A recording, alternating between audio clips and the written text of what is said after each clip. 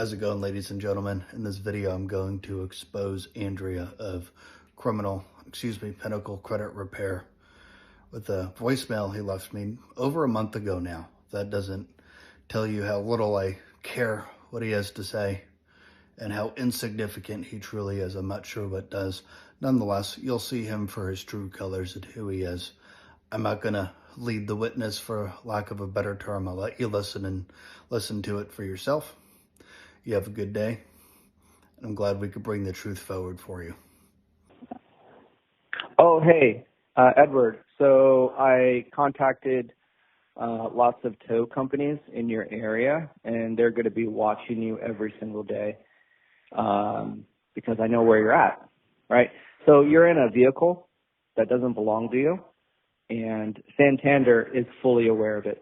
It's totally not illegal to tell anyone this information. So, like I said, you are a scumbag piece of shit. All right, you are what we call a snake, and that's exactly why you got fired. But it's okay because it's all good. So I knew exactly what you were going to do, which is exactly why I told you everything. And you know what? You did exactly what you were supposed to do, so thank you. So now you're going to find out that car is now being watched by everyone in that area. You're not difficult to find. You said that you're so good at finding people. You're actually not. So Santander is fully aware of everything being verified, and it's staying on the report, and they're coming to get that car. And all of the banks know exactly what you did. So you're probably not going to get that Bronco anymore. Sorry to tell you that, buddy. You need to pay off what you owe Santander, and you need to pay off your debts. That's the advice that I give you, and I told you that from the get-go.